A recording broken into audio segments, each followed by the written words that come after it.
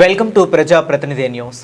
తెలంగాణ ప్రాంత ఉపాధ్యాయ సంఘం రాష్ట్ర శాఖ పిలుపు మేరకు తపస్ చేగుంట మండల అధ్యక్షులు ప్రధాన కార్యదర్శులు రావుల వెంకటేష్, తంగెళ్లపల్లి కృష్ణమూర్తి ఆధ్వర్యంలో భోజన విరామ సమయంలో ఉపాధ్యాయ సమస్యల పరిష్కారం కొరకు చేగుంట తహసీల్దార్ బల్ లక్ష్మికి వినతి పత్రం అందించారు.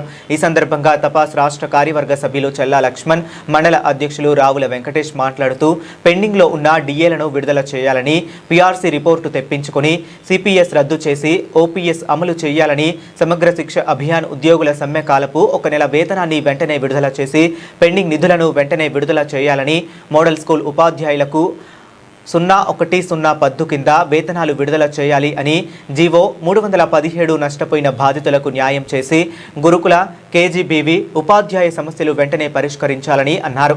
ఈ కార్యక్రమంలో తపాస్ జిల్లా మహిళా ఉపాధ్యక్షురాలు బాలిశెట్టి రేఖ, కార్యవర్గ సభ్యులు పట్లూరి యాదగిరి, దేశపతి కృష్ణమూర్తి, సుమతి, మండల ఉపాధ్యక్షులు మధునాల శ్రీనివాస్, మండల కోశాధికారి Srinivas, complex convenor Charan Das, complex co convenor Vijayalatha, మండల సభ్యులు బక్కప్ప, సరస్వతి, సంధ్యారాణి, సంగీత, మౌనిక, ప్రభాకర్ రెడ్డి, శివకుమార్, ఉమాదేవి, ఉపాధ్యాయులు రఘుపతి, రమాదేవి, శారద, రమ, ఉమామహేశ్వరి, కరుణ, సునీత, హెలెన్, వినోద్, నరసింహాచారి మరియు కిషన్, నాగరాజు, మౌనిక, సుమలత, ఊర్మిళ, సిఆర్పి రమేష్ తదితరులు పాల్గొన్నారు. తెలంగాణ వ్యాప్తంగా అన్ని ఎంఆర్ఓ మండలాల కేంద్రంగా నిరసన వ్యక్తం చేయడం, అదేవిధంగా మెమోరాండాన్ని సమర్పించే కార్యక్రమాన్ని ఈరోజు తప్పక తీసుకోవడం జరిగింది.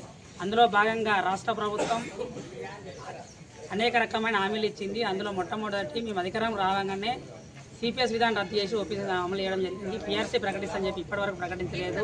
పెండింగ్ డిఏలు మన తెలంగాణ రాష్ట్రం ఏర్పడతా తెలంగాణ రాష్ట్రం ముందు కూడా ఇండియాని 6 డిఏలు పెండింగ్ ఉండడం అనేది చరిత్రాత్మకంగా తప్పిదం కాబట్టి వెంటనే ప్రభుత్వం ఇప్పటికైనా స్పందించి మాకు రావాల్సినటువంటి ఏవైనా బెనిఫిట్స్ అవన్నీ కూడా విడుదల చేయాలి. ముఖ్యంగా చాలామంది ఉపాధ్యాయులు, ప్రధానోపాధ్యాయులు రిటైర్మెంట్ కావడం జరిగింది. వాళ్ళ బిడ్డలు లగాలు చేయడం జరిగింది. వాళ్ళు దాచుకున్నటువంటి పైసలు జీపీఎఫ్ నిధులు కూడా ఇంకా విడుదల చేయకపోవడం చాలా దారుణమైన విషయం కాబట్టి మేమేమి గొంతమ్మ కోరికలు కోరడం లేదు. ఉద్యోగ ఉపాధ్యాయులందరికీ రావాల్సినటువంటి రాష్ట్ర ప్రభుత్వం మాకు న్యాయంగా రావాల్సినటువంటి డిమాండ్స్ అడుగుతాం తప్ప ఏదో మాకు ఎటువంటి బెనిఫిట్స్ అడగలేము. ఖచ్చితంగా ఉపాధ్యాయులందరూ కూడా ఇప్పుడు ఎటువంటి తప్పు లేకుండా మేము ఎఫ్ఆర్ఎస్ కూడా వచ్చింది. కరెక్ట్ టైంకి వస్తున్నాం, కరెక్ట్ టైంకి పోతున్నాం, అందరం కూడా కరెక్ట్ డ్యూటీ చేస్తున్నాం. ముఖ్యంగా ఇంకా కరెక్ట్ డ్యూటీ చేయాలంటే ప్రభుత్వం చేయవలసిన విషయం ఏంటంటే మాకు అటమైన విషయాలు పనిచేయండి అంటే మేము బోధన ఏనిస్తలేదు. మాకు మళ్ళీ అనేక రకాల విషయాలు పనులు అంటే ఉపాధ్యాయులకు ఓన్లీ విద్య మాత్రం చెప్పే విధంగా ప్రభుత్వం ప్రయత్నం చేయాలి. ఖచ్చితంగా మేము విద్యా వ్యవస్థను కూడా బలోపేతానికి ప్రయత్నం చేస్తాం. మేము కోరినటువంటి అన్ని సమస్యలను కూడా వెంటనే ప్రభుత్వం పరిష్కరించకపోతే భవిష్యత్తులో జిల్లా కేంద్రాల్లో రాష్ట్ర ప్రభుత్వానికి అనుపే విధంగా రాష్ట్ర స్థాయిలో కూడా ధర్నా కార్యక్రమాన్ని రాష్ట్ర శాఖ తప్ప తీసుకోవడం జరుగుతుంది. కాబట్టి ఇప్పటికైనా ప్రభుత్వం స్పందించి ఆ ఉపాధ్యాయ సమస్యలను, ఉద్యోగ సమస్యలను పరిష్కరించాలని ప్రభుత్వాన్ని డిమాండ్ చేయడం జరుగుతుంది. రాష్ట్ర శాఖ పిలుపు మేరకు నేడు మండల కేంద్రాల్లో ఎంఆర్ఓలకు వినతి పత్రం ఇవ్వడం జరుగుతుంది.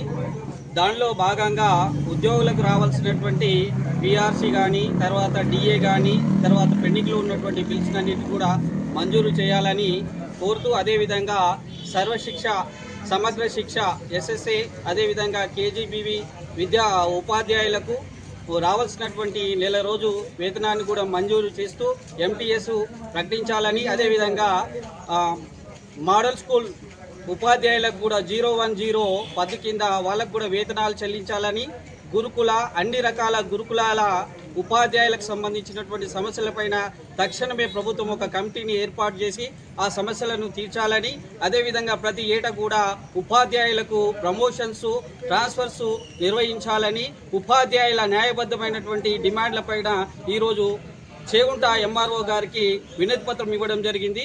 కాబట్టి ప్రభుత్వమే తక్షణమే వీటిపైన స్పందించి నిర్ణయం తీసుకోవాలని కోరడం జరుగుతుంది.